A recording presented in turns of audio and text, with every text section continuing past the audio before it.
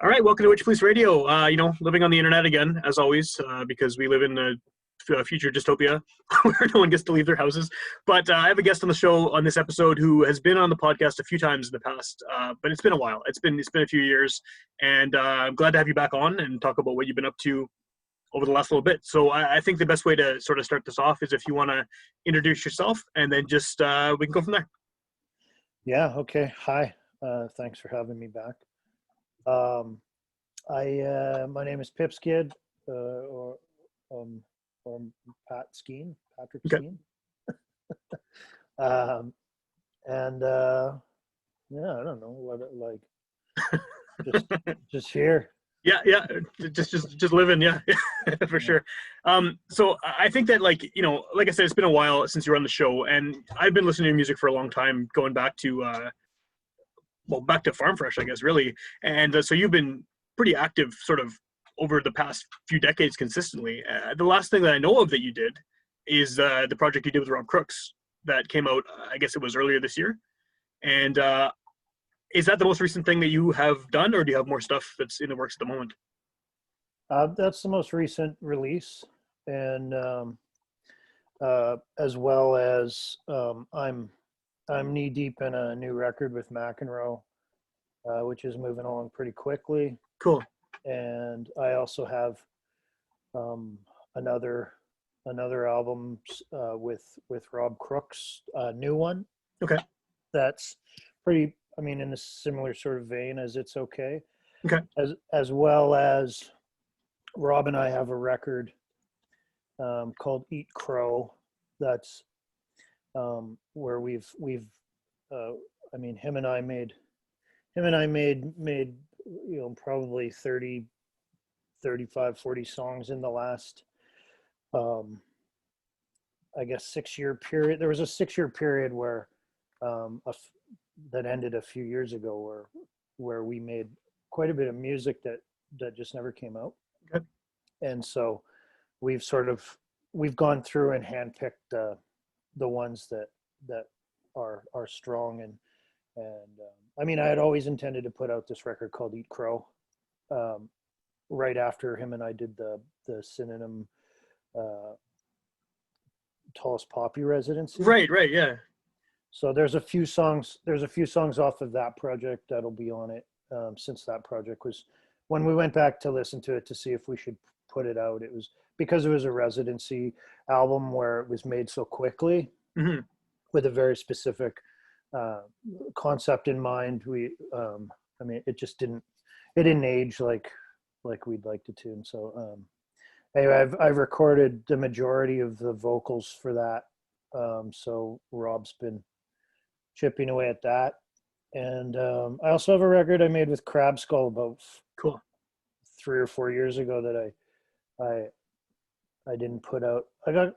I got pretty burnt out when I was working at the Studio 393, the music and art drop-in, and just helping so many people make music, and a league of other things that come with that sort of community-based work. And I just ran out of steam, and until point is I'm sitting on a whole bunch of stuff that I'm finally getting back to. Is that all going to be coming out in the relatively near future? Like, are you sort of getting all that geared up to release? Yeah, I was talking with Crab Skull in the spring with the idea of, if Manitoba was able to keep Corona away, we would have re-recorded that already. Or okay. So all that stuff is in the works, and I imagine. Talking with Roddy, he's keen to get this record out early 2021. So it's cool. Not all this stuff isn't that far off. So with all those different people you're working with, right?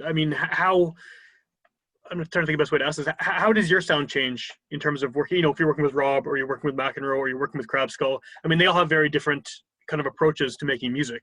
And you're the constant with all those three people there. So is there a different way you approach the project when you're working with one or the other, or are you just you regardless of who's on the project with you?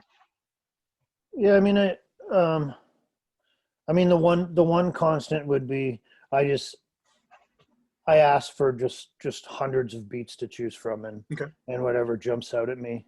I think more recently, like my approach to writing has changed where I felt I was getting stuck um, by trying to just sit and write raps, Okay. and so um, my my my approach in the last year or so has been um, I instead of just sitting and trying to punish a verse out of the paper, I I write as I go. Okay. So I record. If I write two lines, I'll record it, and then I listen back to it, and then just whatever comes to my head, and then I sort of clean it up. I clean it up on the back end, Okay. and so it's a more freestyle approach, um, and I think that it just I'm not sitting and overthinking things as much, and then the product that's coming from that I think is quite a bit. Um, it's more interesting, and it just catch it. I think it catches the sort of essence. The record I made with Rob this year with the um, all about the Corona. It was, it was to capture a moment in time, Yeah. Yeah. and it was just so it was so easy to write with that method, but also with just I would wake up and like watch and read an hour or 2 hours of news, and then write two songs that night, Okay. because it was just I guess it was also there was something going on that was life had slowed down, and there was just so much going on other around us that it became quite easy to write again. Is that um, method? Are you more productive through that method than you would have been kind of, I guess, the old way you were writing? Yeah, it would, like, sometimes, if I'm writing a rap verse is much different than just sort of floating on top of a melody. Okay. And so, writing a rap, writing a 16 bar verse could take weeks, to where it starts to get frustrating and you just leave it behind and don't revisit it again for another year, or whatever happens Okay. sometimes with those things, right? So, um, yeah, for me, I enjoy the writing. I enjoy the fluid movement of it, and I think if I'm gonna make, I went so many years without putting anything out because I think writing and everything became so frustrating, that this is, yeah, it's a lot more enjoyable for me, which I think, you know at this point in a music career, if you can call it that, it needs to be fun for me again, or there's just no point. Yeah. Yeah. How was that Corona record received? I liked it as a listener, but did you get a lot of feedback on it? It was kind of at the beginning of all this happening, and now things have gotten so much more serious and heavy and worse in terms of the impact this has had on everyone, right? Yeah. I don't know. Uh,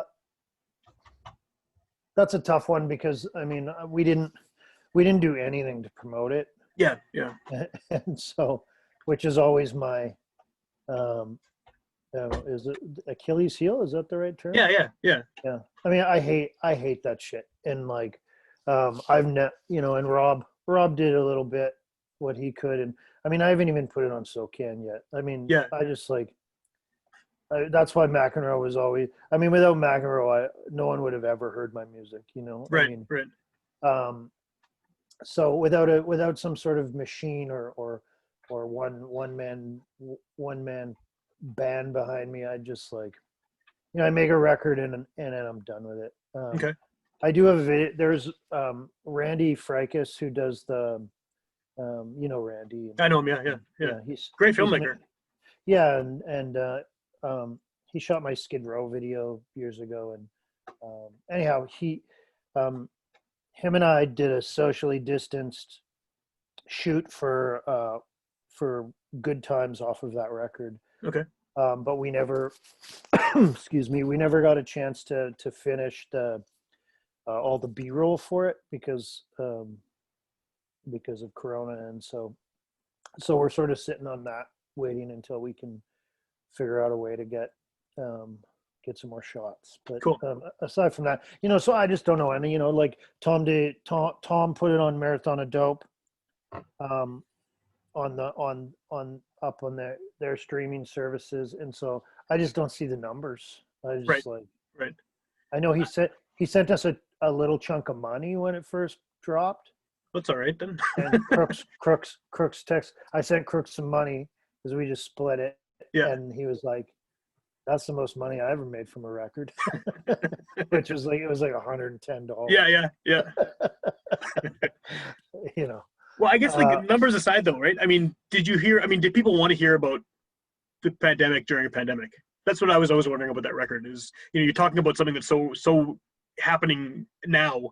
And like, I don't know. I just wondered if you got any feedback about that, about whether they want to hear about what they're going through as they're going through it, sort of.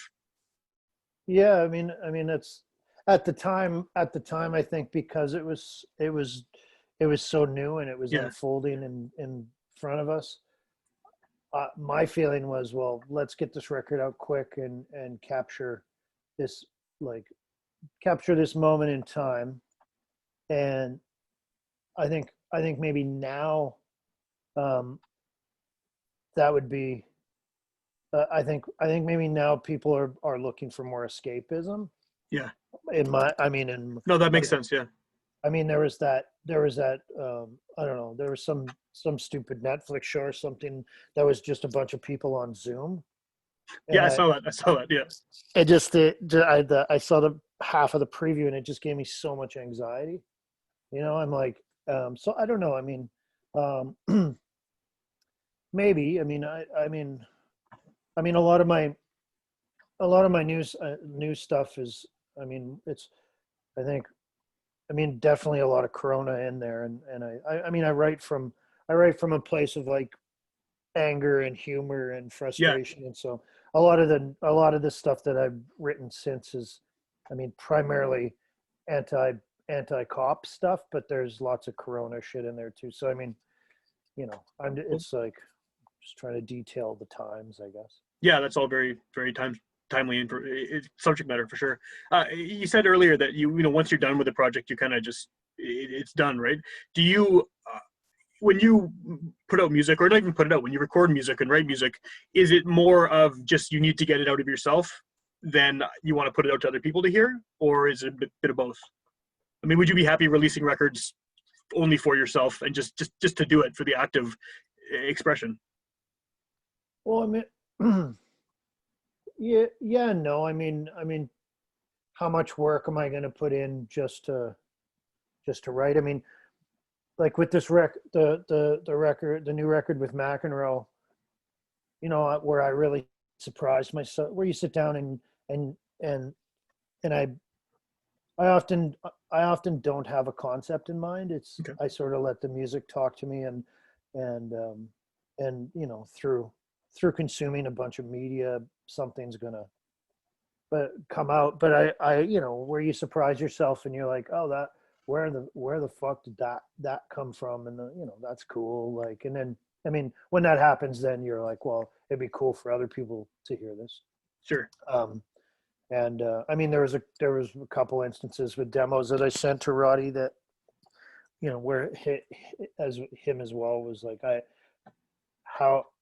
when I made that beat, I did not hear that happening on top of that. Yeah. But in a positive way. So, I mean, originally Roddy was looking to make a fermented style record because of the climate. He thought it would be a great time to. And then the stuff I started sending back, it's like, oh, this is not a fermented record. We're just in such different places. Well, that fermented record, though, it's still kind of, it still holds up now, which is kind of unfortunate. Not music. I mean, unfortunate that the times are so shitty that a lot of what you're saying in there is still very relevant. Like, I mean, I could put that on now and it wouldn't really sound like it's, almost 20 years old. Yeah, for sure. I mean, I haven't listened to it recently, but yeah, I mean, I know what you're saying. And yeah, it is unfortunate that all those things are still happening in the way they are, right? But yeah, and I mean, I also don't want to write like 90 bar rap songs Right. that have uh, like, you know, 9 million syllables a line or whatever. So, Yeah. Yeah. um, but yeah, and Rod's beats, um, Rod's style has changed recently as well, which is, I think, complementary to what I'm trying to do. So I'm excited about that record, obviously. But Yeah. the and yeah, I mean, I'm also, I guess, to address what you were asking, I'm excited about that record as well, because even though Peanuts and Corn is still just Roddy, Yeah. there is a little bit more of a machine in place, even though it's not like we used to, where we were paying to have records sent out. And I mean, but it with PNC, there is a little bit of a machine that will push the record, you know. Well, people know the name at least, right? It still has that Yeah. cachet with rap fans. Yeah. Yeah, and so yeah, I don't know. I mean, to me too, like, you know, in terms of sales and numbers and all that shit, like, I don't give a fuck about that stuff. And Yeah. like, I mean, to me, some of the, like, Emerson from Shades, Yeah. he's messaged me a couple different times and was like, I listen to It's Okay constantly. He's like, I love this record so much. Yeah. To me, that's like cool. Like, I did a way better job than I thought I did. Yeah. Yeah. No, I I'm like like, that. The quality of listener over quantity of listener, right? You want someone who actually really gets what you're doing. yeah, and like, you know, to me that's like cool. Fucking rights. Uh, uh, you know, I could move on. I'm happy. Yeah. Yeah. That's awesome. Yeah. So on top of the music thing, you've also been doing a lot of art over the past number of years. I saw that you have a calendar and a bunch of other stuff going on. So what's the kind of, oh, there you go, right there, right on. I What is just the, got what's yeah. the origin of that? Like, how long have you been actually doing this for? Because I feel like it's been quite a while, right? Yeah, again, it's like one of those things where you drift away and come back to it here and there. Like, I mean, the first Farm Fresh tape was a drawing of mine, that shitty alien drawing. um, yeah, and I mean, I've done, you know, I've done Greg McPherson cover and some Rob Crooks covers. And Yeah. it's weird that I never end up doing my own. I don't. Maybe it's like kind of like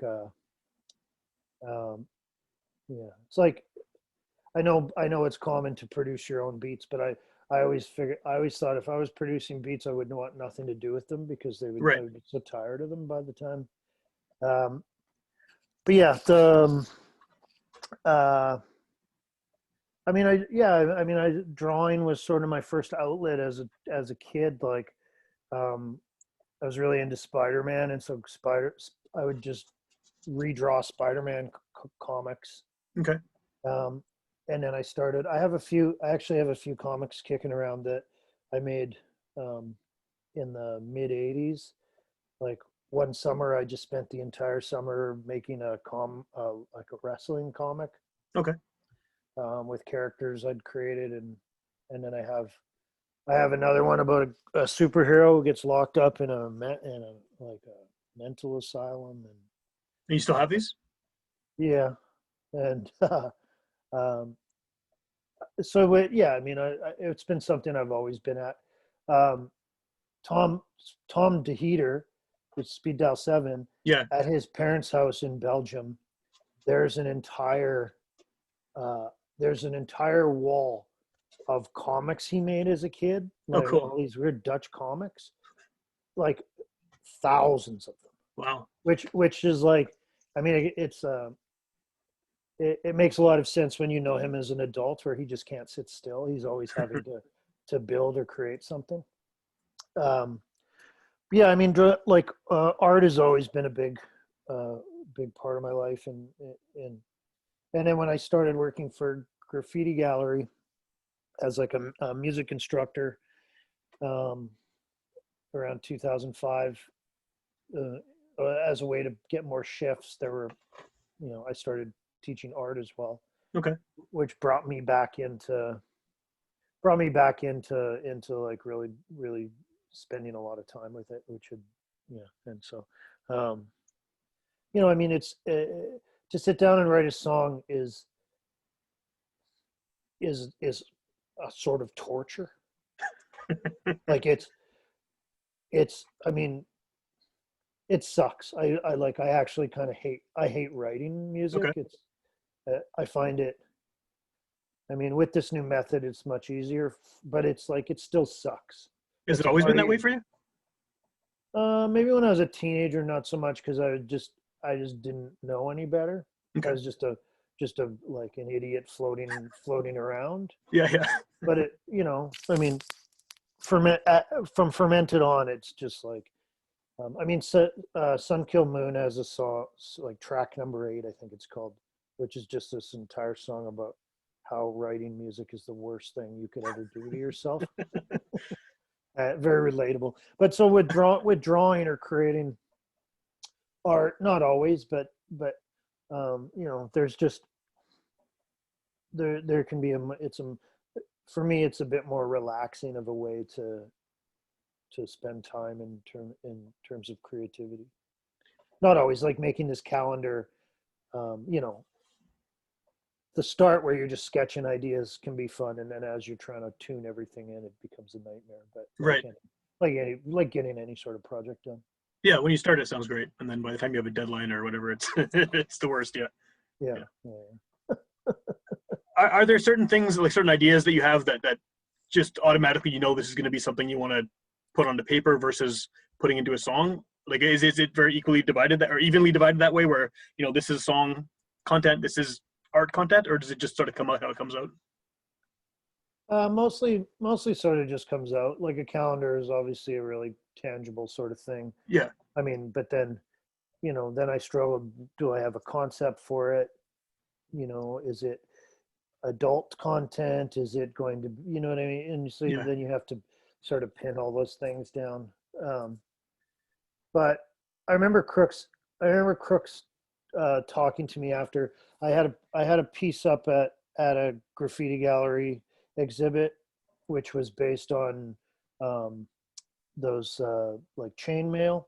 Okay. Like my mom used to get those letters, and it's like, if you don't send this letter to 10 people, your house is going to burn Yep. down, Yep. your toaster's going to start on fire when you're sleeping, and your children will die. Yeah. Yeah. I remember those. Yeah. Right. And so I mean, you know, and those still exist, but in, you know, email Email. form. Yeah. Anyway, so you know, I did this project with these chain letters, and then people could address them to somebody, and they put them in this bin, and then I mailed them out. Oh, cool. But Crooks get like which I thought was a nice compliment, was like, because I hadn't really, at that time, I hadn't been making music, and he's like, you know, I was kind of sad that you hadn't been making music, but now when I see you doing projects like this, he's like, that's just, to me, that's just your music in a completely different form. He's like, it's like bizarre and conceptual, and it gets to the point, which I Okay. thought was a really nice compliment. And so it's like, and you know, there's like, which also, Rob sent one to his girlfriend at the time, and you know, but the idea is that you don't know who sent it, right? Right. There's no return address, and she got so fucking pissed and was like, what sort of scumbag sends this Wow.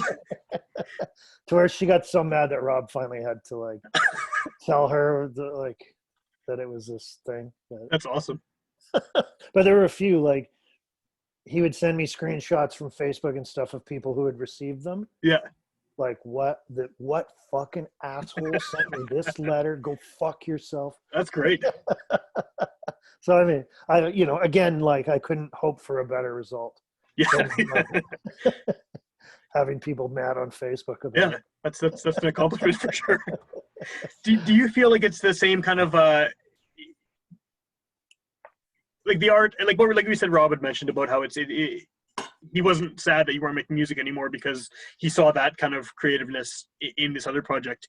Do you feel that your songs and your art are similar in the way that in, I guess, what they're depicting and how they're depicting it? Yeah. Yeah, I think a lot of it. Um, some of my art is, I think, um, a little softer, maybe. Um, it's that said, like I know, I don't know if I've totally thought about this idea yet, but when I was working for Graffiti Gallery and Studio 393, because in my position I was, you know, I was like a face for that organization, and um, doing media, and you're and I because of that, and because you're working for this youth organization, it definitely like um, made me feel like I wasn't always able to make my own art Okay. um, in the way that I would like to. Excuse me, like these anti-cop songs. Not that I wasn't feeling that, but um, where your professional life For sure. is interfering, and I mean, even it's been extremely hard for me to find work, and one guess that I have is because it doesn't take too many Googles to see me screaming into a camera on a music video, right? Yeah. Um, who knows? But anyhow, so uh, I think once I left that job, and I sort of healed a bit from the burnout, um, I found like it was easier to make art and music again as well, Okay. because I didn't have that sort of pressure or shadow on me of representing an organization that I care about. That makes a lot of sense. I Yeah. I can just be a fucking batshit asshole maniac again, Yeah. Yeah. and like, then any repercussions are my own to deal with, right? And um, yeah, I mean, what are you gonna do? Now I just got a job with Stats Canada doing COVID tracing. Oh yeah. So you know now I'm a federal employee. Yeah, for sure. They must have missed the music videos, I guess, when they hired you. Yeah, right. So I guess with the calendar, did you just come up with that idea on your own? Just do you have all this art you wanted to put it together in some kind of a project, or how did that sort of get developed? Yeah, I mean, um, in the past I've made like calendars as gifts for people, Yeah. and it's like, I mean, yeah, and so I was thinking, well, why don't I do a calendar to sell? Because times are tight, things are Yeah. tight right now, and like, I haven't had a job since February or something, Oh, and it's like, um, and yeah, I mean, it went pretty well. It went like I sold twice as many as I thought I would, nice. which is cool. And I mean, it's just kind of a no-brainer. It's like, people want to support local artists, and it's like, um, what's a you know what do people want to buy right now? A Yeah. stupid calendar. And like the part of that asshole part of me where um where I want, like, one idea I had was where I like put wrong numbers in, and That's a great idea. like, and shit like that, where I guess you're like culture jamming this fucking Yeah. stupid calendar, whatever you want to call it. The time is an illusion anyway, right? But just like, and then I'm like, no, because someone's gonna like lose their job. Yeah. Someone's gonna Yeah. glance at that and be like, oh no, that meeting's tomorrow, not you know what I Yeah. mean? And then like, I mean, like, for a long time I had this idea that um, my next album was, which I'm still working with, but um, so I'm gonna release an album that no one has access to, Okay. and the release will be like a press release with a PO box address, and you have to write me a letter telling me why you want a copy, Yeah. and then I'm going to get a giant stamp made that says Denied. denied, That's and just awesome. just pound these, you know, and like, and just see how people respond, and you know, maybe 5 people will end up getting the Yeah. record. Well, I think the And best. like what criteria I have for like who gets it, and I think that's um I don't know, I think that's like my wife told me that that's the worst thing that you could, like, that's just such an asshole thing to do. It is, but it's really funny. And I like how you actually wanted to make the record in the first place, because you could just say you had a record and just deny everyone. But the fact that you were actually going to make this and maybe give it to someone, I think it makes it a lot better. Right? Appreciate that for you. It's like a total turn on the Wu-Tang making one Yeah, yeah, album or whatever, yeah, right? yeah. No, that's a great idea. You should definitely do that. One of the things that I've appreciated about, this year's been shit for everybody, and as you mentioned, you have trouble finding work. People are dying. It's brutal. But one of the things that's kind of come out of this year that I've liked is seeing a lot of people making music who, like, whether it's punk bands, whether it's rappers. I've seen a lot of people in Winnipeg and elsewhere who had presumably stopped or slowed down and are suddenly just coming back with a ton of stuff.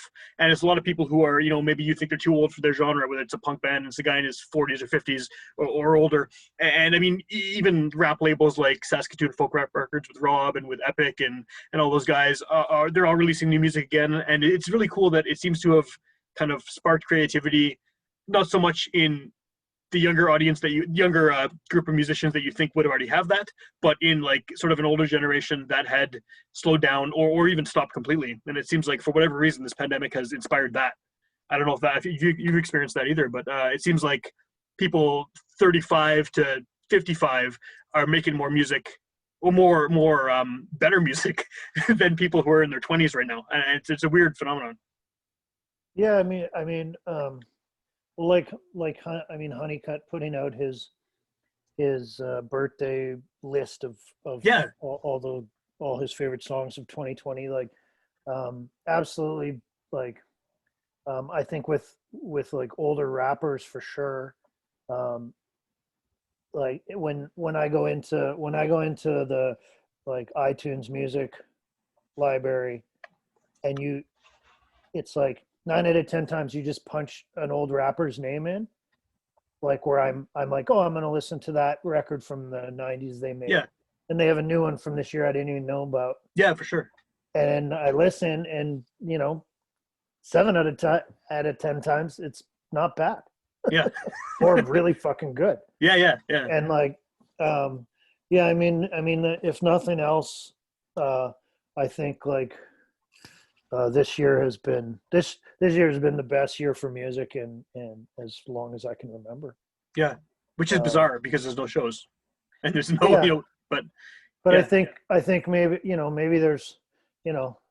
maybe there's some sort of maybe that was what was needed, because something that I when I was working with kids and selling, like helping share and try to guide people, it's like, sit and work on your shit before you're putting it out or playing live shows.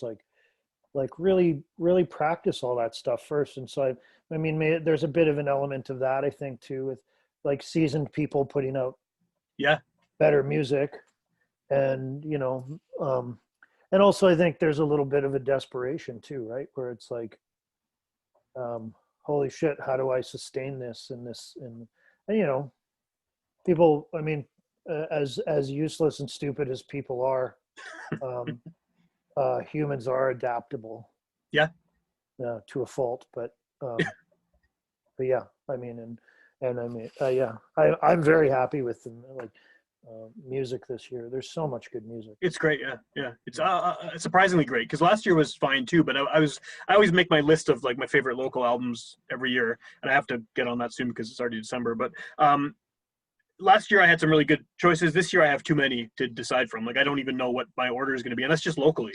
And it's just it's surprisingly, people have been really productive. And I guess it's because they have time in a lot of cases, especially people who work on their own typically, right? I mean, solo artists, they have nothing to do but write music, record music, that kind of thing. Yeah. It's been great. Shit, like I've you know, I've written 3 records this year now. Yeah. Um, and I haven't written 3 records in a year since, you know, probably 2005 or something. Yeah. Yeah. I mean, and yeah, time is for sure a big one. And especially, you know, as you get older, it becomes, and you know, when you're not a professional musician Yeah. and money isn't on the line, you know, it becomes difficult to find the time to make these things happen. And I For mean, sure. even with McEnroe doing the podcast series, That was a great you know, series. yeah, there was some. I mean, I don't the one. Yeah, there were some really great ones. And then, uh, I mean, shit. Like, I was listening to the last one with him and Honeycutt last night, and then like hearing like Tim Vesley come up and do a verse on Duck Duck Goose, off a live DAT Right.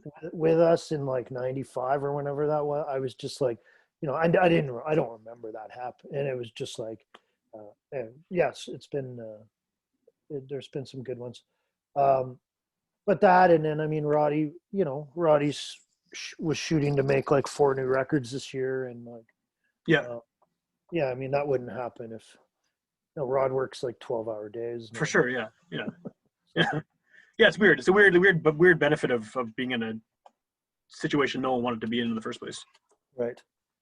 And I mean, uh, I thrive in solitude and loneliness. That's where I like to be. Yeah. And, you know, like going to like holiday, family gatherings is a nightmare to Yeah. I me. hear you. Yeah. Yeah. And like, so like not having to deal with any sort of like bullshit Thanksgiving stuff and bullshit Christmas gatherings, Yeah. I'm like, I mean, that's fucking perfect. I love it. Yeah. Yeah. And I mean, the only thing is keeping up with my friends, because then I just isolate, and I'm like, I got called Honeycutt for his birthday, and I was like, oh shit, I probably haven't talked to this guy since July. Right. And like, but I mean, like, um, yeah, I love not having these social obligations. And I mean, I obviously love not having to go to work, which is, Yeah. and so I mean, yeah, I get so much more done. I've also been hungover since January. So. Right. Yeah. No, but I totally understand the social obligations thing, because like you know, I used to go out and do the show. I'd go to people's houses. Like for years, I was driving around the city, going to someone's house or jam space or the back of their van or whatever to record these. And now I can just do them from home. Takes way less time. I can record more often. I'm putting out 2 episodes a week now. Like it just, and I don't have to leave my house. I can. I was really nervous about this Zoom thing at first, because I thought it's gonna take something away from a conversation that you would have had in person. But it seems to work out just fine, and I can sit in my basement and not leave. And I work Yeah, from home man. right now because of the pandemic, so I'm sitting right here, just writing all day, and then doing this, and it works out. Yeah, it's I don't like the family gatherings either. I kind of dread them, and this is a little bit nicer. Yeah, so much nicer. Yeah. I need one of these cool backdrops that you have. Yeah. Well, once I figured out how to do it, it was the best, because you can't see how like messy the basement looks or whatever. So yeah, it's Right. yeah. So with the calendars, are you still selling those, or are they all gone at this point? Although, oh shit, That was weird. Yeah. get a sneak preview of Yeah. McEnroe track there. Right on. Yeah, the order has been placed, but I ordered a few extra, for some stragglers. Okay. But yeah, and I'm sitting on a few different T-shirt designs that I'm going to be selling over the next Cool. while. Not Pip Skid ones, but just drawings of mine. Cool. Yeah, just just like music, it's so hard to monetize that sort of stuff for me, and I'm I mean, I just did McEnroe's album cover. I did last night I was working on some Tallest Poppy Cool. takeout bag designs. Cool. stuff like that. And then um, ideally, I'll do a calendar next year that the Tallest Poppy will sell, and Okay. which calendars it takes so much work. I was gonna do a thing with the calendar where it's like I was gonna have like five people could buy one of a kind, like hand drawn, Okay. and then put a big price tag on it, and then it's just like, my God, if I'd done, I would just be, we wouldn't be talking right now. Yeah, yeah, for sure. Yeah. Is there, I mean, I know with your music too, like there's a lot of it. You've released a lot of stuff over the years. And I'm assuming at this point to find it, it's all sort of everywhere, right? I mean, some of it's Peanuts and Corn, some of it's Marathon and Dope. It's all just sort of floating around out there. Or is there a main hub people can find your stuff at? Definitely not. I mean, I know that, I know that Tom, I know that Tom's like a bit behind on, because he like, anyway, a bunch of a lot of the early Marathon of Dope stuff I don't think is on a streaming service right now, Yeah. because when Tom's band was having, like, he was just paying too much money to host all those records, Okay. and so he took that site down, or he took the music streaming off of it, and so I know, anyway, yeah, primarily they should be in like Marathon of Dope or PNC, but that's some of them are lost in orbit right now. Yeah, yeah. But people can find them, I guess, right? I mean, you've been around long enough that I'm sure they're on like YouTube or whatever if someone wants to track them down that Yeah. way, which Well, doesn't give you anything, I guess, but when Roddy was looking for some of the Marathon of Dope stuff, um, to play on his podcast, yeah. for um, anyway, he was like, do you have any idea where I can find the Pip Donahue record or whatever Oh it yeah, was? yeah, yeah. And then when I did a search, I found a link to it through Uggs Mag. Okay. And when I clicked the link, it sent me to Peanuts and Corn. So I'm like, you're actually hosting it. Yeah, yeah. Very cool. That is pretty cool. Yeah, yeah. But I mean, yeah, I don't know, I never, I don't get money for, I get the odd like $3 SoCan check, but I sure Yeah, should, I sure should don't get Spotify checks, or I've never seen I got a really small check from Sound Exchange once. okay. And yeah, I mean, I know, like, properly to deal with all that, you need to register with like 10 different places, and they Yeah, go look for because realistically there's like, invisible money sitting there for you. But I mean, anytime I've gone and chased that, it's just such a small amount yeah, yeah. for the amount of work, I mean, but yeah, the SoCan stuff is I think the most important to keep up on. And I mean, shit, like, how many times do I get played on I mean, it's shit. Sorry, man. No, you're good. You're still music started playing, but you're still here. Yeah. Yeah. So yeah, I don't know. Yeah. I mean, I just when I look at music, it's never never involves money. Like Roddy Yeah. sent me in the spring. Roddy sent me like a little chunk of, like, probably Okay. iTunes and Spotify, like, royalties that have built up over the while. So like, every once in a while, Roddy sends out some money. Also, like, when I was going through emails to look for an invoice the other day, um, the part owner of a wax museum, I guess, like, when they closed, they owed us some money, and he Okay. like That was a while ago. yeah, and he like last year he just sent Roddy this big chunk of money and was like, "Sorry, man, here's some money I think I owe you," and then Roddy just like split it up and sent it out to us, Wow. which was so cool, because it's like, and I'm like, oh man, how how many of those places that went, those online stores and stuff, that Yeah. or like brick and mortar stores, like No Records, I think, like, went out of business owing us like 12 grand or Oh something. wow. And like, but like, they anyway, shout out to to Rob from Wax Museum, he's the only person who ever like circled back around on Yeah, that. yeah. So if someone wants to hear you now, like, I mean, I'm assuming most people listening to this already know who you are. They already know your music.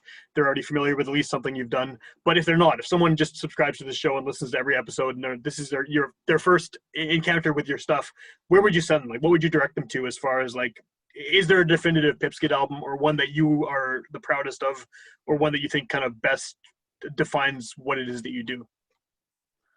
I don't know. I think they're all crap, really. Like, it's just different. Different types of crap. Yeah, you know. I don't know. Like, I mean, I guess like Tens of Dollars is my flagship sort of song. I mean, you can watch the Tens of Dollars video, and then that can lead you other places. Okay. I mean, I'm kind of always like, oh, my newest record is my best one, and then I don't know. I think I went back and listened to It's Okay. I don't know, a month ago or something, and I was like, oh my God, this sucks. It's like, I mean, it's relative, right? Yeah, sure. Yeah, like, I mean, doing the podcast with Rod, the Pip Skid ones, the hardest part about them was like having to listen to my old music. I'm just like, oh my God, shut this guy up. Yeah. And I mean, there's like for the most part, the content and everything, like I stand by all like the majority of that stuff, but like it's just it's just it just makes me cringe. But yeah, I mean, that's a good. See how good I am at selling myself. Yeah, for sure. Yeah. You should go into marketing, I think. Yeah. Fuck. Yeah. Yeah, I mean, the new one. I mean, the new one is a good sort of. The new one's listen to the new one. Why not? Okay, right on.